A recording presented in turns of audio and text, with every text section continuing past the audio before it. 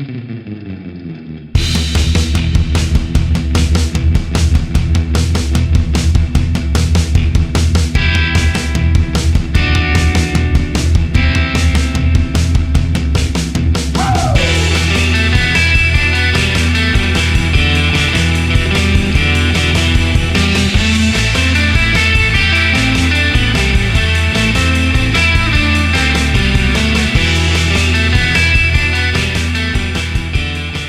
he broke? No, he has money. No. Like he mentally broke, right?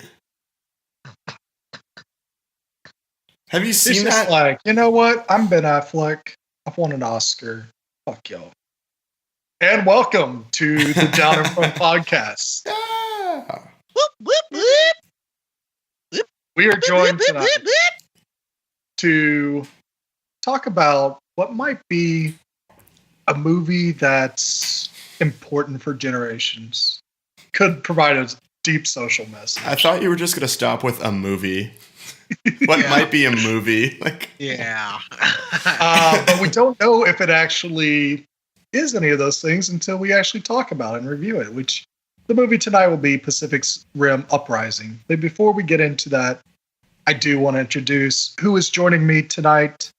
To my left, this guy might be one of the most handsome podcasters ever. Or he might not be. We don't know yet. But we know he plays a mean guitar. Mike Blue at the Shredder. How you doing? Whoa. Brylan coming in here with the Sith. Dealing in absolutes, only is or is not. What's happening, fellas? Wow. And ladies out there. All the ladies out there. All the lady, aka Warren's mom. Hey. Wow, bro. All right. Okay. Go on. Proceed. No, we said that because she's a nice lady. Yeah, exactly. That was nothing but respect. Oh, yeah. What you been drinking? Disrespect to you, of course, but not to your mother. Of course. Wouldn't have it any other way, my friend. As is tradition. I've got some whiskey, and I think it's like some old-time Irish whiskey. I think is literally the name on the bottle, but I kind of forget. I've been slow drinking it over the past couple weeks, and it's pretty solid. It's good, just wind down drink. What I've been watching, nothing apparently, because I missed the Love Simon one. But I am doing my Avengers rewatch, where I'm doing every movie leading up to Infinity War, one a week, and that was supposed to start in January 1st. And I pretty much took like February off, going to see Black Panther a million times. Which, by the way, I'm pretty sure I read a statistic saying that I think it was 40% of all tickets sold in 2018 were tickets to Black Panther, which is just a ludicrous. That's awesome. And isn't Pacific Rim the movie that like finally dethroned it? Here we are, like 6 weeks later. Yeah, I get that too, right? But then at the same time, how much money did Pacific Rim make in this weekend? And you telling me an opening week of a movie barely beat. Yeah, that's quote nuts. Unquote. It's quote unquote like dethroned it after it's been on the top spot for like what feels like 2 years. I've been going through, and I had a couple off days, and I watched like 6 movies. I kind of threw up in my mouth a little for Thor: The Dark World, but I did that early in the morning, and then later that night I did Guardians, and so I got to get through, I think, Doctor Strange by this Friday to be caught up. By the time this podcast comes out, I probably will be caught up and just full steam ahead. Yeah, I think you're doing it right. Marathon at your own pace until you get to April 27th. I was seeing like some of the marathon like stipulations for theaters, and they're not even showing all the movies. Oh, that's bullshit. and it starts on a Wednesday, so you're there for 2 days. Yeah, I would never want to. It's too much at this point. Meh, it's not that bad. No, well, dude, you did it for. Didn't you do it for the Avengers when there was like 6 movies? Oh no, you did it Civil War when there was 12. Yeah, I mean, it was still 30 plus hours that we were in there. Yeah. So, yeah.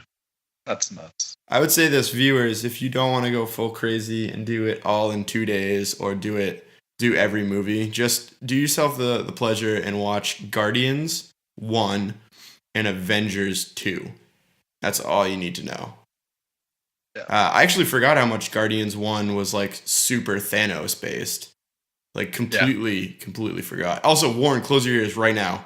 No, just don't talk about it. It's fine. Lee Pace coming back is running the Blah, blah, blah, blah, blah. just announced today. We're gonna see him 90s style, 90s blue. We're going to see someone else too. Yeah. So we're not going to talk about that right now. Son of Cole. Warren is. I think spoiler alert. We have someone else in the podcast tonight. We do. So this gentleman, he is our founding father. Aw. His face is on Mount Rushmore of the Downfront podcast. Aw. The one, the only, the original, Warren Jackson. How's it going this evening? It's going very well. It's very great to see both of your faces. I was really sad that we missed both you on Love, Simon, which could be arguably one of the most important films of 2018. But I'm very excited to talk to you about this movie that I think has been getting a bad rap. But once the international numbers come out, people are going to be like, all right, shut me up, which is Pacific Rim. But I'm very, very excited to be here. Very excited to talk about this movie, both number 1 and 2. So thanks for having me. Awesome. Thanks for joining us. And what you been drinking and what you watching? So, I am currently drinking Menage a Trois, a Decadence. It's a Cabernet Sauvignon, and this bottle will not make it through the night. Other than that, I was watching 3 things. So, Last Man on Earth came back on Hulu. Freaking love that show. Thanks for a shout out to Guillermo because god damn, I love that show so much.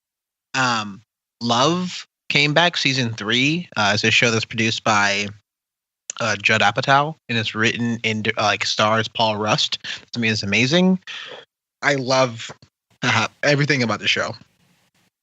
Just about everything about the show, and I think that anybody and everybody should probably watch this show because at least in this show, it gives you a real life sort of perspective on like how sometimes relationships takes a lot of time and it takes a lot of hard work.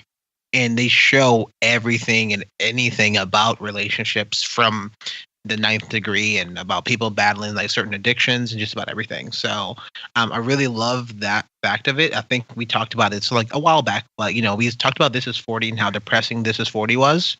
Stretch that out, make it a little bit more comedic, a little bit more humor based, and you have this show, and it's pretty solid. And then I saw Tomb Raider. And I think majority of the reviews were like pretty accurate. I think it was kind of boring, but also better than the original Tomb Raider, which we had with Angelina Jolie, which was meh. But I love the fact that the opening of this movie really gave us like some serious sort of girl power. It kind of fell off, but like it opened and she was like, oh, she's a badass. I think that's a badass. Alicia Vikander can do no wrong kind of thing. So I think that's pretty cool. And so that's what I'm watching. And I'm excited to talk about Pacific Rim Uprising. Awesome. What I have been, have I introduced myself? Probably not. I am Bryland. I am the Mouth of the South. I will be hosting tonight. What am I drinking right now? Well, I'll let you listen to it. Noise. Arizona iced tea.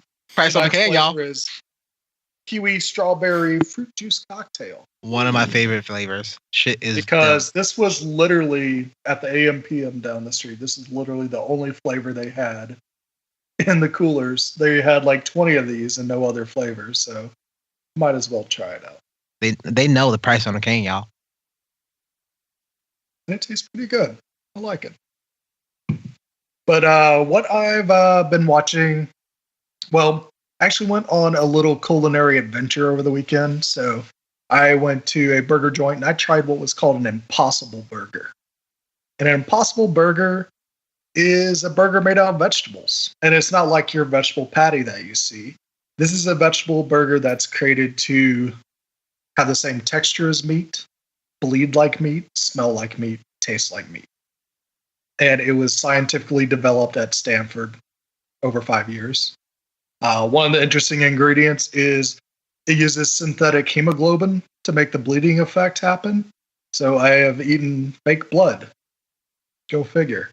But it's actually, I would say, it's about 90% towards being a good burger. It is missing some things that I think some animal parts would actually make it taste correct. But it's definitely worth trying out. If you ever find an Impossible Burger at one of your restaurants, definitely order it, try it, eat it, enjoy it. And going on that culinary venture got me interested in a show called Ugly Delicious on Netflix. And I've watched 2 episodes so far. It's hosted by Dave Chang, Chef Dave Chang, who's kind of like one of these first chefs that it wasn't about like the high end restaurant experience was what makes a good restaurant.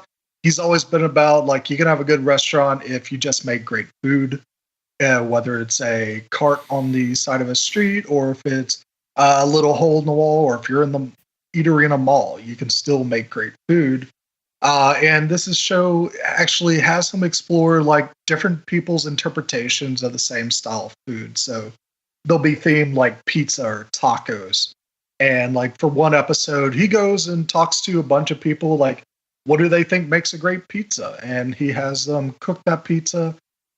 He even has them like try out like a Domino's pizza just to like say, you know what?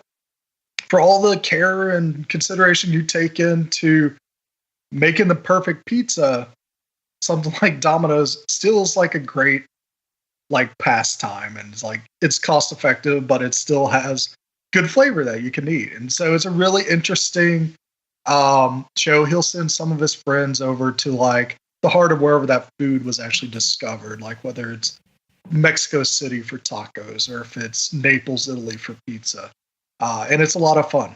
I like it a lot, and I think everybody should check it out. It's on Netflix.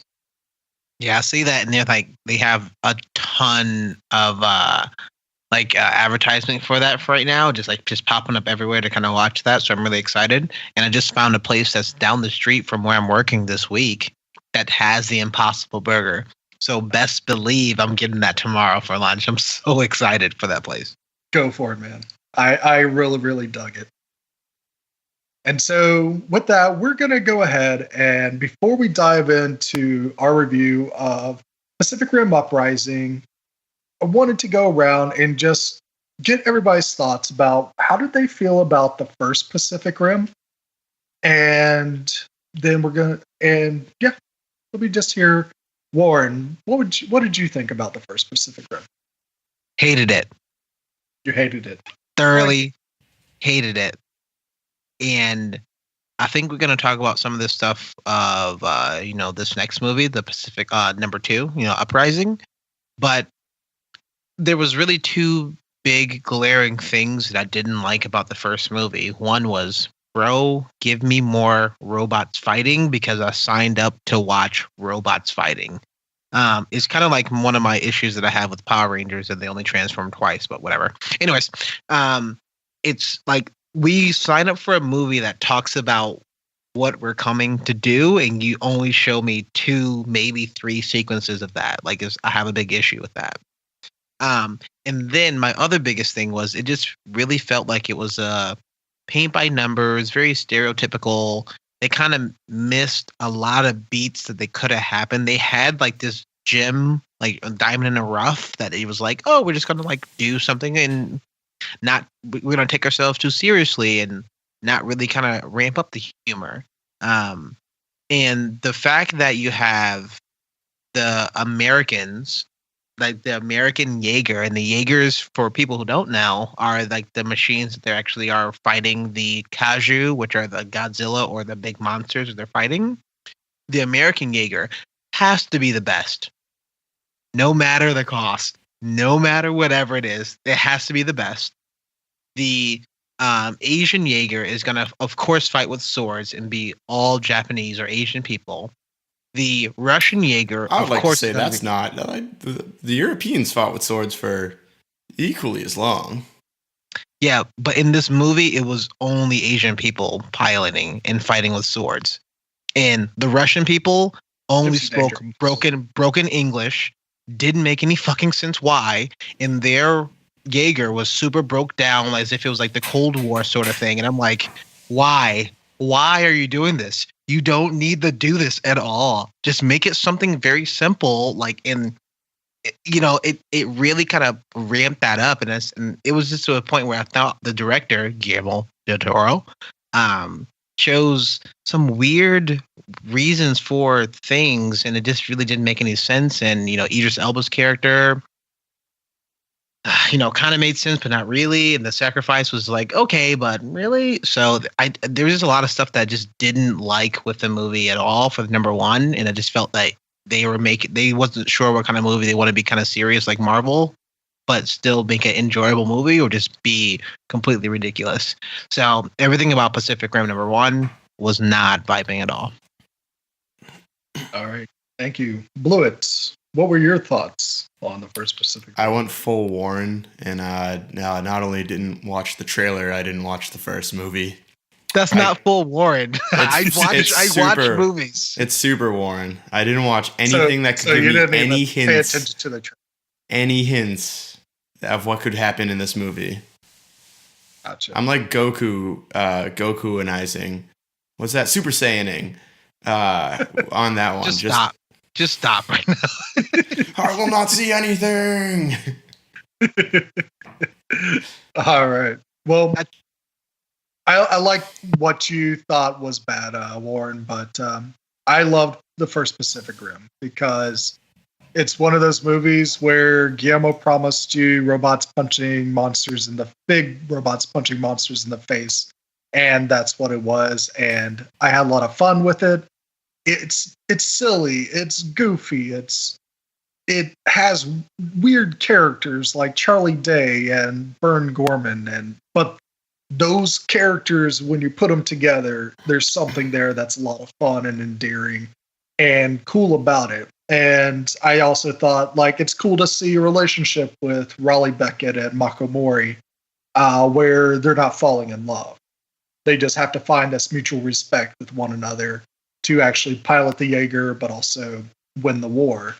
And it also builds a really cool universe, just having this thing where it's the whole like West Coast and the East Coast of Asia having to come together to actually tackle this common enemy and stuff.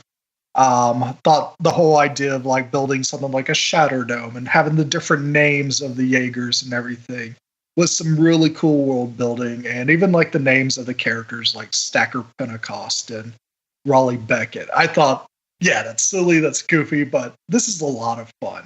And it showed us like this is Guillermo del Toro's fun side. It's not being serious or anything. He's just enjoying what he's doing, and he wants you to enjoy it too.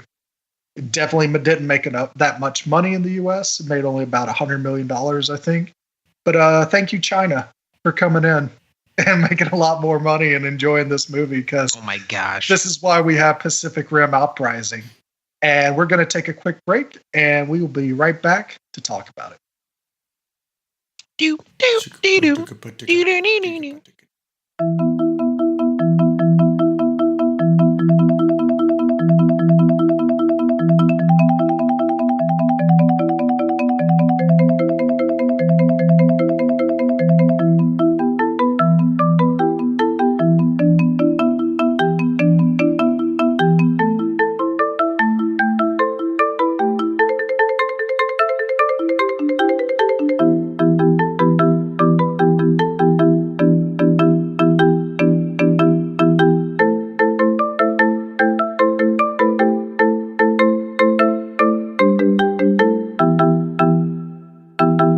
Back, and we are here to review Pacific Rim Uprising, directed by Stephen S. DeKnight, written by Stephen S. DeKnight, executive produced by Guillermo del Toro, starring John Boyega and a lot of other people that I don't really know their names except for Charlie Day.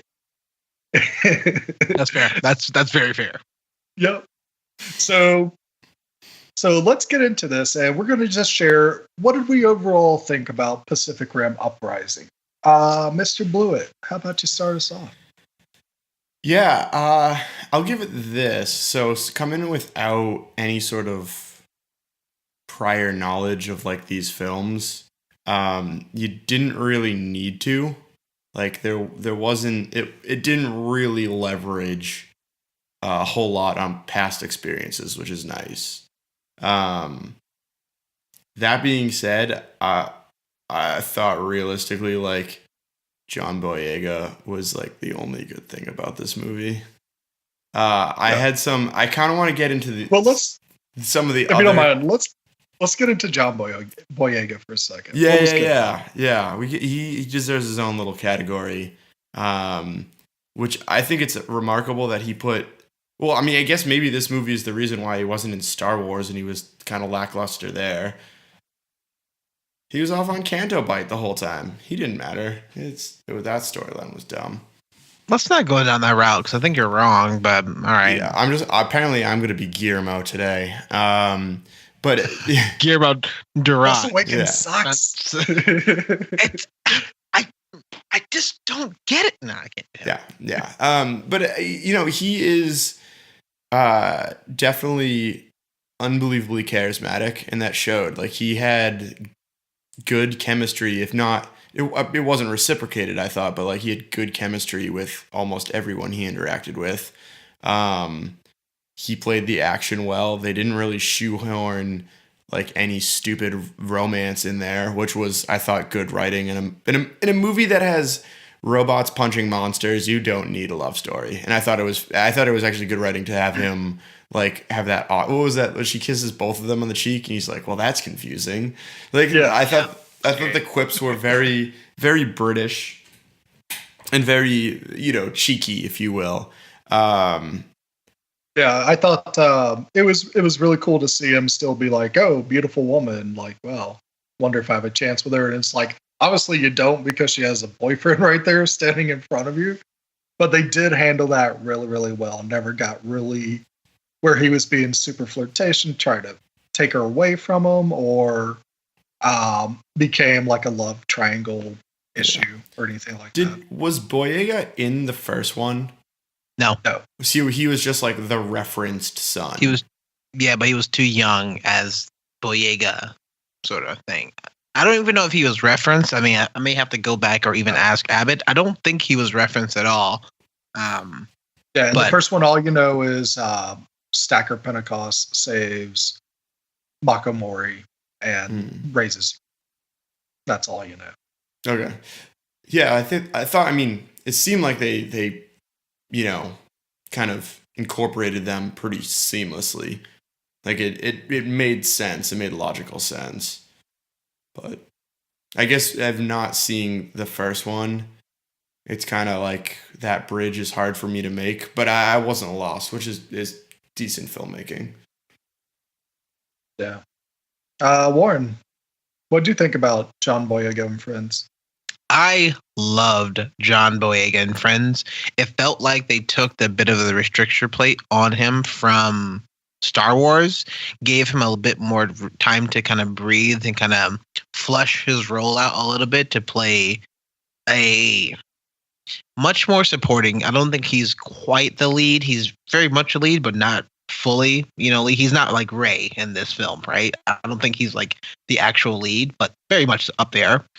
I just love that it felt that they wrote a lot of lines that was, hey, walk this scene, you're trying to do or make the audience feel like this particular action, or you're trying to do like this particular kind of emotion, or play like this kind of smug, but like you're having a good time. And I think it was really fun to see him in the scene in which, he opens up and he talks about, I am not my father, right? And he goes through and the sriracha joke and the what was the other two things? The sriracha joke, like all this like weird stuff. So he finally goes to a base that he has all these supplies. They have all the resources. So he's just like having a good time. He's gonna eat himself an ice cream shake with a bunch of Skittles. He does a Salt Bay with the Skittles and all this stuff is just like this dude's just having fun, having a good time, and you can clearly see. Yeah, exactly. But you can clearly see he not only he's having a good time, but we're listening that from the character. This character does not care at this moment. Obviously, you know he's going to come back at some point, right? And there's going to be something to make him care. But he's just having a good time, like super carefree and just doesn't give a shit. And it was very enjoyable to see him. They also did a bit of the Marvel, a little bit of like breaking up comedic beats to break up serious moments in the actual film. And I thought that was actually pretty cool. And I just liked the majority of his character. Now, are there issues with his character? Yes. We can talk about it later. But I did just enjoy watching him. I think it's clearly evident now that, from Detroit and from his other films that he's been in, mainly Detroit, now this, right, and Star Wars, like this dude is going to be a force to reckon with. Or to awaken. And it's nice to see him in a role that's not focused on Star Wars mythology or a very heavy subject. It's very heavy subject. So it's nice to see him in the middle. Have fun with something kind of sci-fi and really kind of drive the story, because ultimately we're trying to find more about him and everything else. And I know that we talked about this before, but we are going to spoil this movie. Yes. So, yeah. Even when his sister dies, right? It was they even took a moment in the movie to really flush that out and says, "Oh, we were like, he raised her, like blah blah blah, but no, we're family. Like that's who we are, and we're family." And I think they kind of went a little bit too much Fast and Furious, because the other main guy, Nate, was in the last Fast and Furious movie, so that was kind of funny. But they kind of went a little bit too much Fast and Furious. We're family. But it was a nice comparison to talk about the fact that you have these adopted, have this adopted woman who's like automatically in your family of somebody who lost his father, but he gained a sister, sort of thing. And now you have these recruits that are the last people left that can actually help out anybody to pilot these Jaegers that are family. And they raised the stakes, and thank goodness that they at least raised the stakes that it mattered. Because that was one of my big issues, that I didn't care too much about the first movie, that you can tell who was going to die. In the first movie, I knew who was going to die in there. It made sense. I did not know that kid was going to die in this movie, and I was like, oh, that sucks. The Indian kid? Yeah. Totally knew that. Well, they made joke. All those kids could have been cannon fodder for all. Yeah, I thought they were. Here's the thing. I thought they were all gonna die, but the fact that they killed one off, they made a couple of jokes about death, and you make a joke about death and you take it lightly, and then it actually happens, but they also don't pay it off. But whatever. But you actually go through with that, and I was like, ooh, that kind of that's a little dark. But I appreciate that. That's just like overall wins. I know we're gonna get into some more specifics, but John Boyega in cast. I'm really glad to see him in more work. I'll be excited to see him in a lot of other stuff. I really hope he doesn't really get typecasted in either the Star Wars stuff or the heavy stereotypical black guy stuff. I want to see him in more stuff that, like, maybe he's a black guy that's happy. That'd be nice to see him in. Yeah, and I'm gonna third Just the Love for John Boyega. One of the first movies I saw that really got me noticing him was Attack the Block, where he's the lead as well. That's also a sci-fi movie. But it's really cool when they do make John Boyega a lead, because he definitely has the energy and the charisma to pull it off. And even with this type of subject matter where, like you said, this is Stacker Pentecost's son. Stacker Pentecost is this stoic, by the book, Grand Marshal of Jaeger pilots and stuff. Hero among heroes, super Captain America type of person. And just start off with having John Boyega or Jake not be that at all was, I thought, a fun ride. I feel like that, this opening, when you are dealing with kids and robots that transform, usually nightmares of Transformers movies come up. But this is how you do it. This is how you make it fun. And they did a really good job of just having this like neat little chase with these black market traders versus the government people, and seeing this like little robot be able to transform and run through the city and actually dodge and duck this giant Jaeger. It's a lot of fun. And a lot of it is very entertaining as well. I thought like John Boyega and even Scott Eastwood, they had some really good, solid moments too as this team. And I like that Scott Eastwood, he was the by the book Jaeger pilot, but he knows what Jake's capable of. He doesn't treat him like his foil or anything. He knows like, hey, we got to work together. And I know you're being a little bit of a dick right now, but you know what? That's who you are. I'm going to accept that. We're just got to figure out how we're going to make it work too. And that's actually something I wish they kind of explored a little bit more. I wish they actually brought out that relationship between Scott Eastwood and John Boyega a bit more as well. But I thought it was really cool that they actually had some younger actors here that did really well. Her name is Callie Spaney, who plays Amara, who's the little tech genius that builds her own Jaeger. This is kind of like her movie in some places, where it's about like, is she someone that's capable of doing these things that she only has heard of in stories as a kid and everything. And she has a similar like path that like Mako had in the first one, where she saw her whole family killed by kaiju. And it's like, how can she overcome that to become a Jaeger pilot? And I also thought, you know what? I didn't see the twist of Charlie Day becoming the bad guy coming out of nowhere. I had no idea. I thought that was a really cool like setup for it. I thought, okay, they closed the rift in the first one. How are you going to bring back this threat? If it's finally closed, then I thought they did a very clever way of like, yeah, you had all these old black market kaiju parts, and the transference or that connection they had between the kaiju brain, they actually paid that off here too.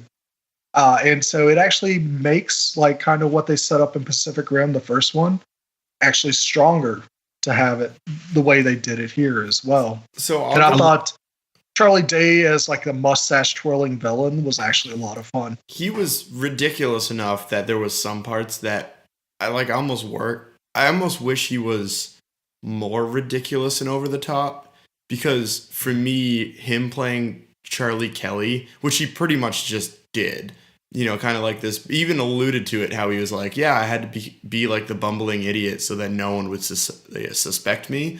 And it's just all I can see. Like the entire time I thought Mac was going to come in and tell him to go clean the toilets. Like I could not.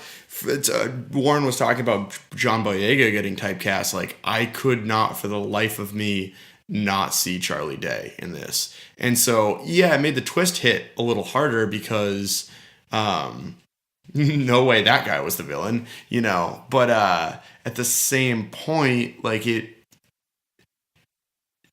he wasn't scary enough when he needed to be. You know, when he was like talking about ending the world, it was still like kind of lighthearted and silly, and like it felt like something you'd see on Always Sunny. Yeah, like, you know, the gang ends the world. You know, like you know, like, the gang goes to Pacific Rim. Yeah, it's like it to me. I think the casting was on point, and the twist was really good. It's this weird like middle ground between character and writing that like missed somehow.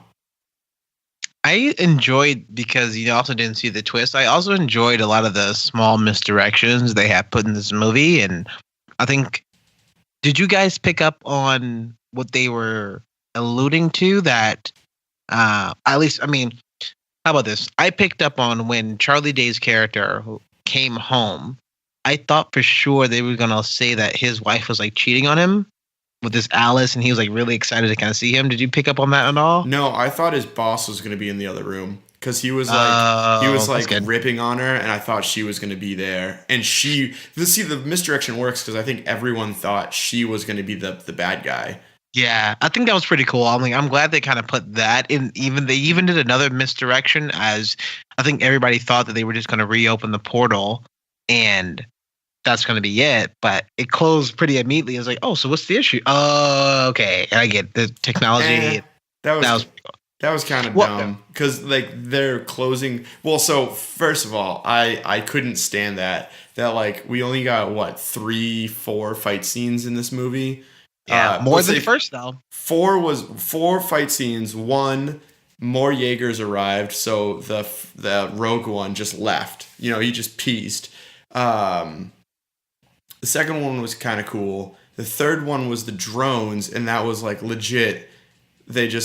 They're like stop command and then pressed on a keyboard and then they're like done.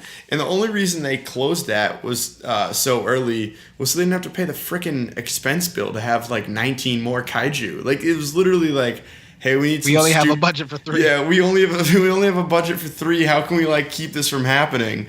And so they had the guy get cut in half and stuff. Like that, to me, that was such a cop out where like. So I didn't know that about the first one, but like in the second one, you always have to go bigger and badder. And so they did it with 1, but it would have been kind of cool to see like 50 kaiju, and just make it utterly ridiculous. I was really hoping that they were going to do like the 50, and you knew that 80% of those kaiju and 80% of the Jaegers are going to get destroyed. And I was like, oh, okay. I mean, that's going to be fine. But do you guys also get a sense that, I mean, in this movie, I sat there and I sat back and said, this is kind of what a Transformers movie should be. Like, yeah, I thought this was a better version. I was getting really like PTSD from watching Transformers last year, but I'm like, this should be like Transformers movies, but even better. And it was better. I thought it like the stories, literally everything about this movie was better than just about any Transformers movie that came out. Maybe not number 1, but all the other ones. So I'll give you that. I totally. I mean, there's no way you have giant robots like the Transformers are the kings of the giant robot stage, if you will. And these guys are a nice addition to it, but whatever. I'll even give this one of our huge criticisms of. What was that? Age of Extinction? Age of Apocalypse? Age of Ultron?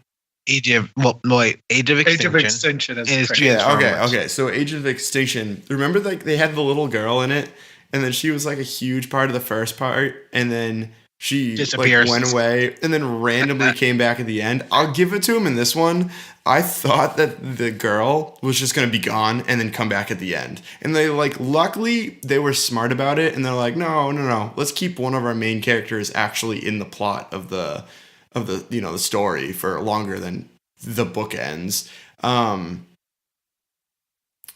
thought it was interesting they at least kind of introduced that character so early in her incompatibility to, what's the verbiage they used, to the handshake. Yeah. Right? The neural handshake. Neural handshake, right. So immediately when they mentioned that, and immediately when they mentioned that you can pilot a Jaeger by yourself that's small enough, I said, well, this bitch is going to come back, right? So when is this bitch going to come back so I can get over it? And sure enough, I was like, all right. But that was a cool sequence at the end. I thought it was very fun. I thought it was very enjoyable. Just to the fact that you can see that the actress, I don't remember her name, but she's probably in a rig on set, like, yeah, doing that for like over an hour. Come on, that's so fucking funny. But I think they just had a lot of fun with that movie.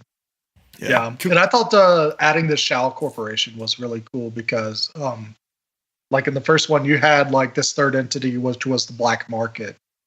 In this one, you have the corporation that's actually built technology that's going to make everything obsolete now.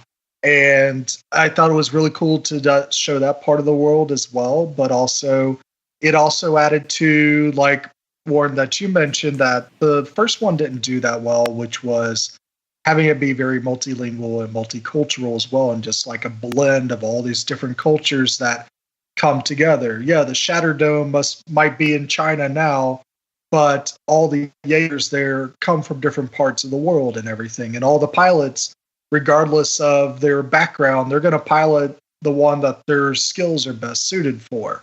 Yeah, they'll speak Mandarin, but they know English and everything, can speak English, but it's a matter of respect and honor and like getting ahead that, hey, if you're not going to get good at this language, how should I respect you in your own language as well, which I thought was a really good call out.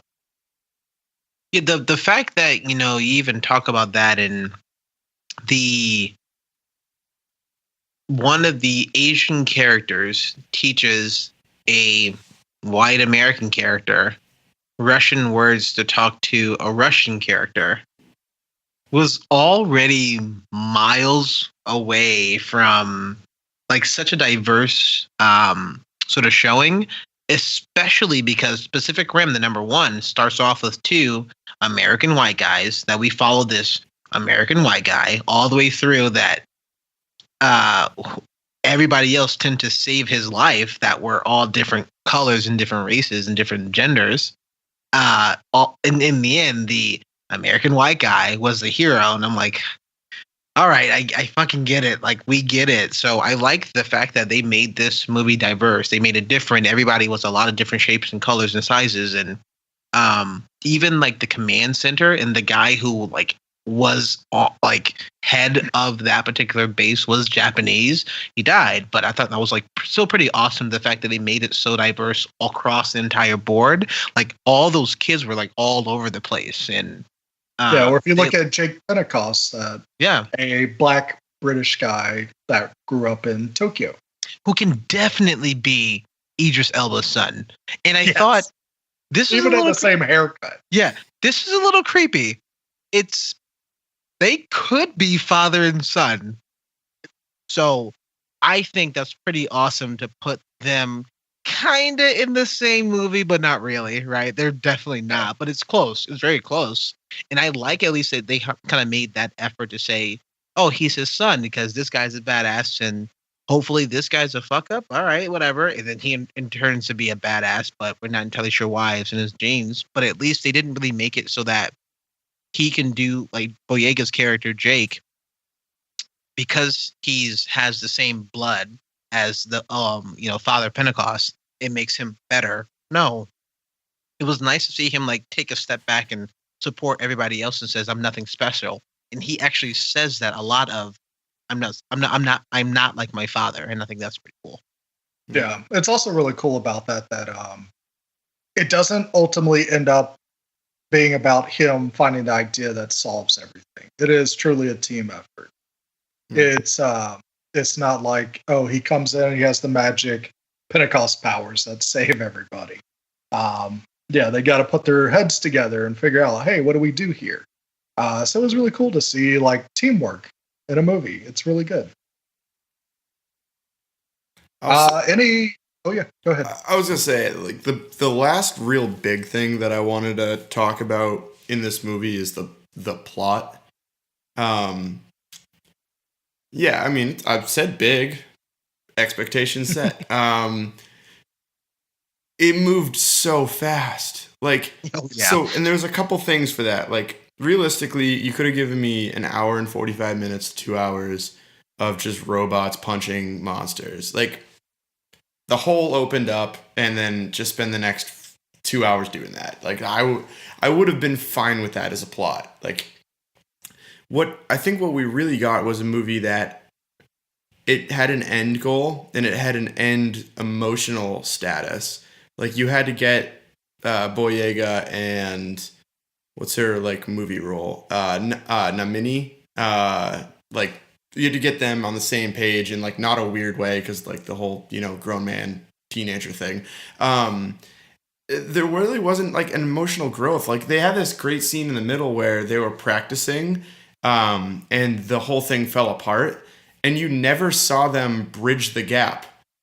You never saw them like reconnect with each other, and then be able to like drift together in the final scene. They just kind of he walked in, he's like, all right, suit up, and then they just linked up. There was you needed to see more struggle, and so I think this is the huge part where I don't know where this movie was marketed towards, because you could have cut this movie in half. You had the kids, and then you had Boyega and Eastwood.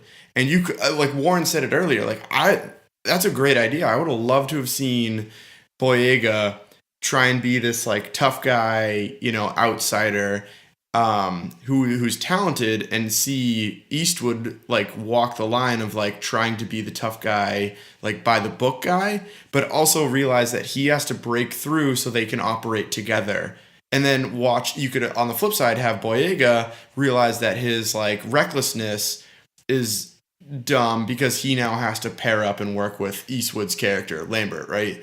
To like form a cohesive team. On the other side, you could have made a movie for purely teenagers and just have a group of kids that gets dropped off in like Starship Troopers, almost how that was. And then Power Rangers. Just make it like a coming of age film of like all these different people and how they have to work together. And then all of a sudden all the adults are dead, and so they have to take the Jaegers and then save the world. It felt like the Russian girl, they were in the middle of it, they were kicking each other's butts, and then at the end they kind of, without saying anything, were like, all right, well, we have to work together.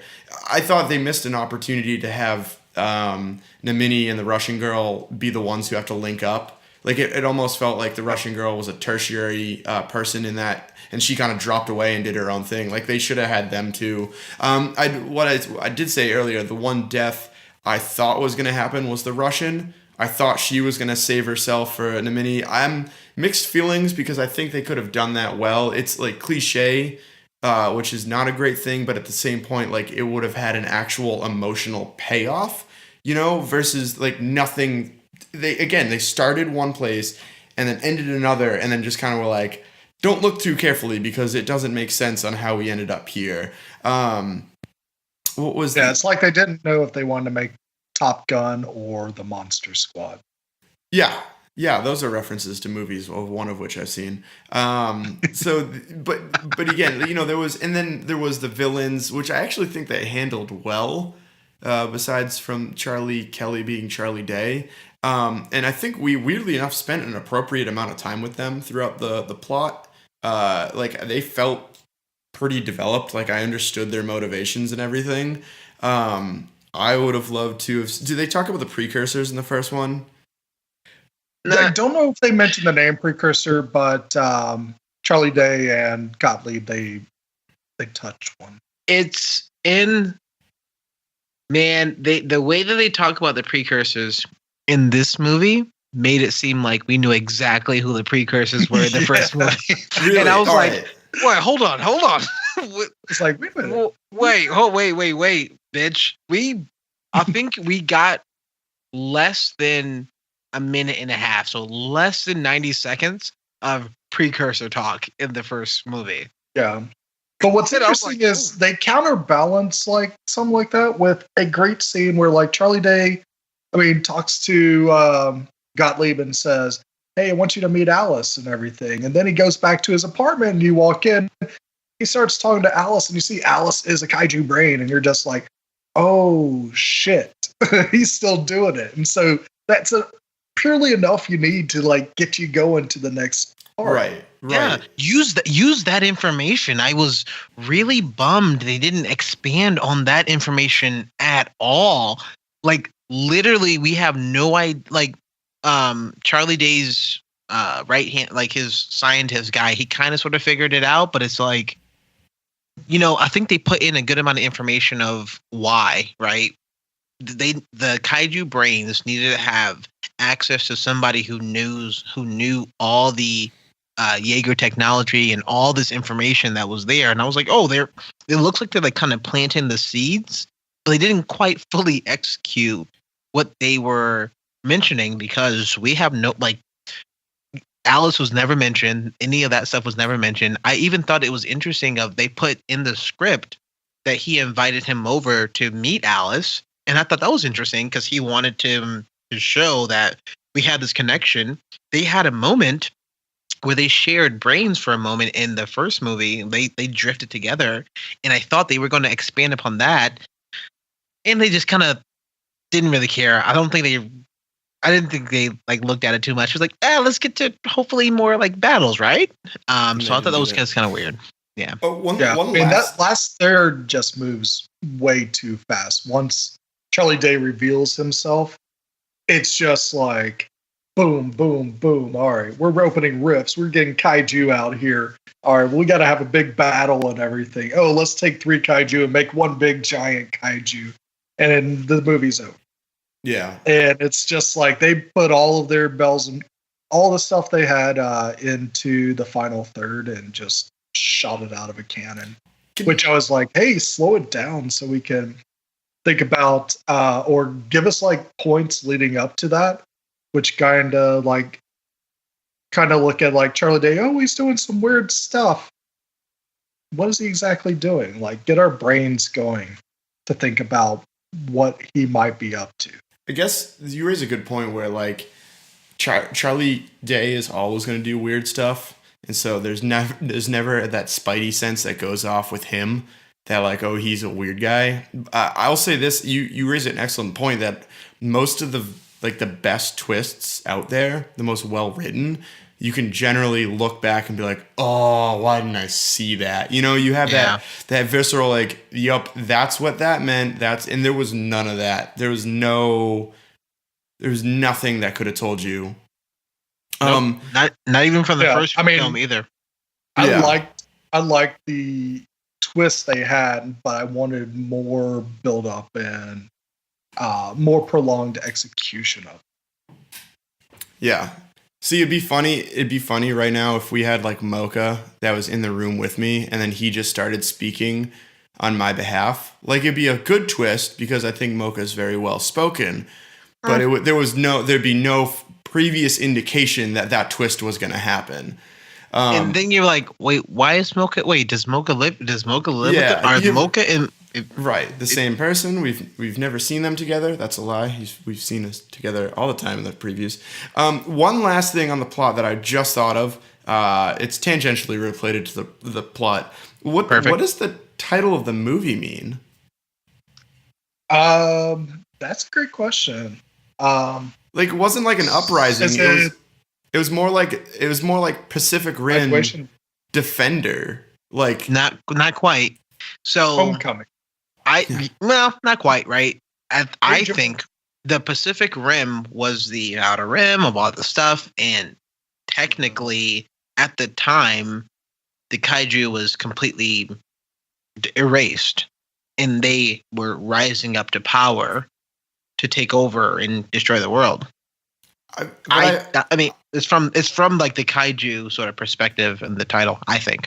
But like, you could make that the subtitle for the first one, because that was like taking Gears of War, another medium. They had Emergence Day, but they didn't have like secondary Emergence Day. Or you could have done it for the third movie when the humans go after the precursors, because usually you don't title the movies based on like the nameless antagonists, you know? Well, I would say the first movie, right? The kaiju was already there. There was some weird, slightly emergence, and you can literally say Pacific Rim Emergence or Pacific Rim Arrival or Pacific Rim Awakening, because they were still there. They were definitely there.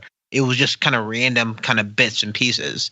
This one, they were completely they've been gone for years, and this is the first time we've seen them ever in a good amount of years, to the point where people like kind of sort of stopped training, who didn't give a shit, right?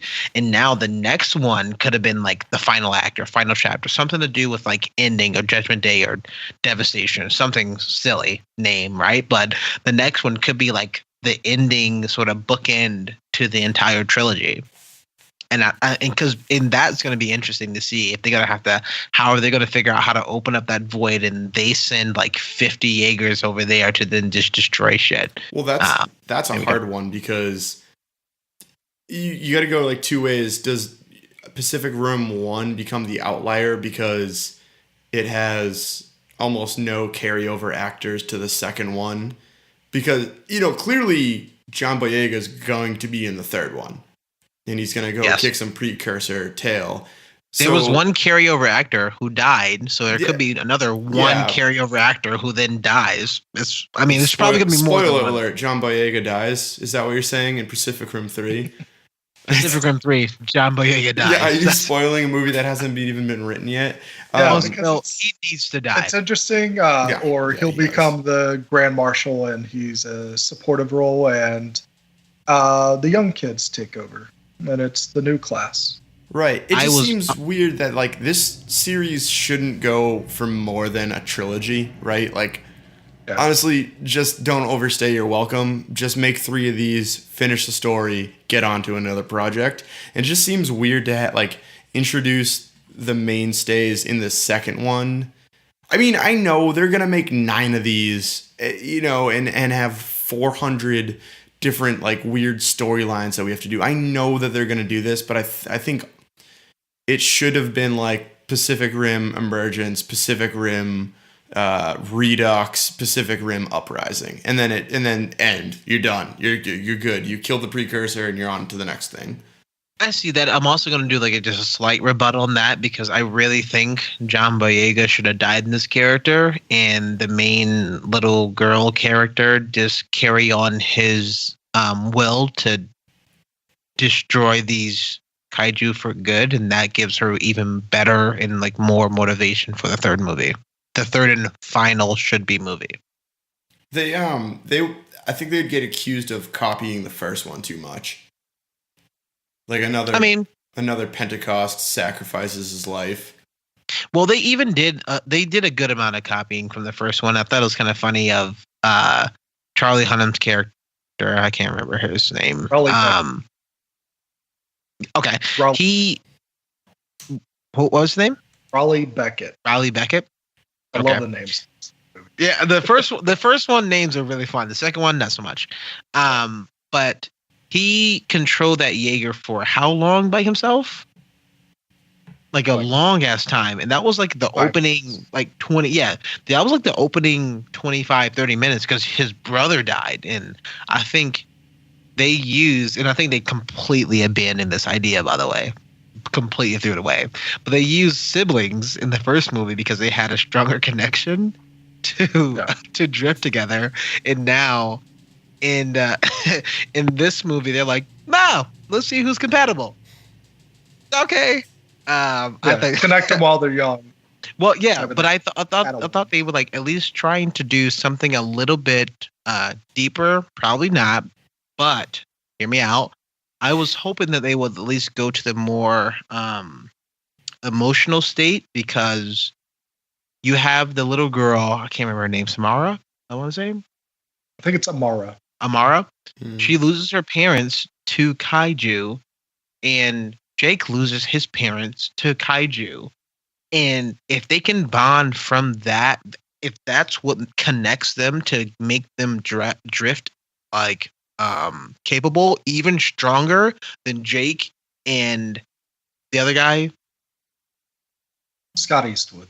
Yes, Eastwood. Lambert. If Jake and Lambert's character, if they at least showed one quick graphic of, or even said a line, they said it to Jake and Eastwood's character's drift compatibility was like, it's not strong, but it's holding, right? And then later on, they says, "Oh my gosh, we never it's off the scales." Like the computer like explodes, like very hilarious. 9,000. It's over 9,000, bro. I think it would have been fun. Like that's a way to talk about like he's in her head. She jumps and he catches her in that dream sequence. She is there as his weird surrogate mother character because he has a friend after his father passes away or after his sister dies. I think they could have definitely kind of bridged that gap a little bit easier, and I think it would have made the drifting together in the end sequence way more impactful, and I think that would have showed a lot more character growth. Doesn't happen. They're still the same sort of like, and maybe it was like maybe they're bonding because they're both outliers, they're outcasts, they're kind of born in the wrong time. You know, who knows? But I think that would have been cool. Yeah, I think that's actually one of the things that the first movie does better than this movie is they do have that journey of empathy and emotional connection between Mako and Raleigh, which they have a payoff for at the end. And yeah, you really don't have that. You just they assume since Jake and Lambert are both Rangers, yeah, they know how to do this and they do their thing. Jake teaching Amara how to do it. She gets trapped in her mind and he has to kind of talk her out of it, but it eventually is only up to her in order to actually figure out how to do that. And we never see that, though. We never see Amara, like, make peace with that day. You don't get that moment, which is necessary, I think, to pay off the neural handshake. Right. You just see her connect with Victoria and the other guy. Yeah, you never see her, like, because it seems like the handshake's all predicated on her getting past that memory, and then she never does in front of us, but then we have to just assume that she does when she handshakes Finn. Have we all been calling him? Nobody called him Finn except you. Yeah, that was fair. the first time. That's fair. The line that she says, "Make sure it's big." Really? Really? That's in this movie? Yeah. Honestly, I didn't hate that line. It was pretty funny. Best line was Jake saying Lambert is handsome and pretty. And I thought that was Oh, fun. that's why. I also was like, that's Poe Dameron. Like, your relationship is much closer to Poe. That in those moments, Blewett, yes, that's for sure Finn. And I'm like, that's Finn for sure. Like, that's way too much Finn. His name is Jake, and I confused him with his other big character, Finn. It's just Adventure Time. It all comes back. Oh, bro! References to shows that people my age do not watch or have not watched. God damn it, Blewett, shut up. You don't even watch that fucking show. Shut up. All right, we're going to have to take a 2-hour break while Warren just calms himself down.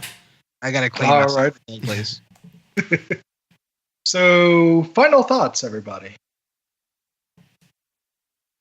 All at one time. Watch it when it comes out on DVD. I didn't think it was worth it. Don't spend money, but at least go watch the movie. Just to see some of the movies that are doing a little bit more different things. I'm glad they kind of crushed some of the stereotypes of being able to control Jaegers by yourself. They kind of like, well, I guess it depends on the size. They didn't really care too much of what all the things, like all the rules that was established in the first one, but they at least try to establish their own rules. I was impressed they put more humor in this movie and they wanted to seem to be enjoying themselves a bit more. It's still not a very good movie, let's be honest, but I appreciate the effort and I had fun with it. I thought it was entertaining. This is like the stereotypical popcorn flick for sure, because you don't watch this for the plot, because there's too many holes, and the moment you start thinking about it, you're like, why have I watched this movie? So if you can watch it at like a dollar theater, or if you can watch it at like a group showing that you can kind of drink and like talk about this movie throughout, I think it's a very fun group showing movie for you. Nice. I would say if you liked the first Pacific Rim, you definitely want to go out there and see this movie. It definitely takes all the strengths of the first movie and builds upon those and continues to build a world and gives one of those rare sequels that's actually, I would say, is better than the first one. And so it actually builds upon a strong foundation, a strong world where they could always explore what other stories are here. It's going to be silly. It's going to be dumb. And I think that's one of the fun things about it, is that it's not trying to take itself serious at all. It just wants to have fun. And that's one thing I kind of appreciate about this series, is that with all the pressure and the push to make movies mean something and make movies have some type of like lesson to take away from it, let's still have room for just the dumb, silly, fun popcorn flicks as well. And so let's make sure those are happening too. China, help us out again. We want to see part 3. Oh, they will. Definitely. Yeah, China's dropping $600 million. This is gonna make a lot of money on this money. Make movies great again. Giant robots, big monsters. I'm there. They got it. Oh, for sure. Alrighty. And with that, we have been the Down in Front podcast. We are going to call it a night. Mr. Blewett, where can we find you shredding? You can find me at My News Music and My News Band on most major platforms. It's not under one; it's under the other. I just had, issues. Some people like My News. I like mine. I like your news. We just finished tracking vocals for the last song. It is keep an eye out for it because literally the backing vocals are just all characters from The Lion King. It sounds terrible, but it works. That sounds amazing. Yeah. Is it The Lion King with Childish Gambino? No, although I could get behind that. That movie hasn't come out yet. Don't scare me. It's not a movie, is it? Yeah. I thought it was Broadway. No, they're doing the full movie. Is it a live action movie? It's like Jungle Book. Yeah. And Beauty and the Beast. You're ready. And then as far as email, I have a fan email account this time. You can email me at charliedaysarmtattoos at ymail.com. Nice. Yep. And I am the Mouth of South Bryland. You can find me punching big monsters in the face on Twitter at Bryland, BRILUND.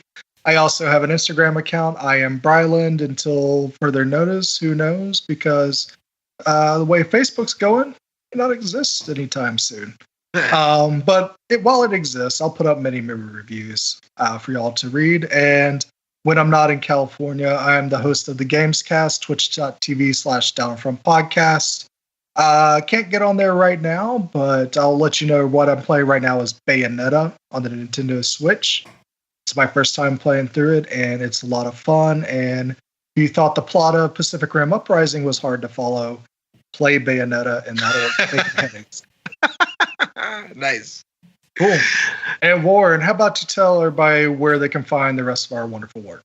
The rest of our wonderful work you can find it just about everywhere. Definitely check out downthefrontpodcast.com where we put a bunch of our links, video teasers, SoundCloud, Gamecast, like literally anything and everything we do. Please go check that out. Please like our page. Please follow us. It's going to be amazing. We try to update that as much as possible. For our email, if you want any questions or Arizona Iced Tea, he is looking at you. If you want to endorse us, downthefrontpodcast.com. And downthefrontpodcast@gmail.com. So definitely go check us out. Price on the can. Yeah. The price is on the can. And speaking of that, if you want to help us kind of continue making the show, we literally put anything and everything we get straight back into the show, from watching movies to hosting fees and everything. Definitely check us out. Definitely become a patron. Definitely go and follow us as well. We have the official Price is on the Can tier award, so that you actually will be joined into our group Discord, and we just chat about movies, TV, like everything nerdy stuff as possible. And we do talk about more of our last call there. So if you do want to kind of join in on us, you don't have to be a patron to join the last call just to receive the recording. Definitely check that out. Patreon.com/downthefrontpodcast. Twitter _DAFP, and Facebook.com/downthefrontpodcast. I would say a huge shout out to Thanks So Much from the Shredder Blew It. His SoundCloud and our music that we have up there is absolutely amazing. I was showing my mom that when the last time I was there, and she actually liked it. She downloaded some of them on her computer. I'm not entirely sure what she's going to do with that, but she likes it, so I think that's actually pretty cool. So definitely go check that. So check it out on SoundCloud. Check out more of our work. I'm super excited for everybody. And I'm also super excited that me and Abbott are approaching 200 hours of playing Monster Hunter. Jesus. Yeah, more hours than I put in The Witcher. Yeah, and I'm not even home. I have been traveling a good amount, so I'm excited for that. I'm excited for everybody to kind of listen and to love us, and we want to say thank you so much. And we have been Down From Podcast, and we will see you later. Doom, doom, doom, doom, doom, doom, doom, doom, doom, doom, doom.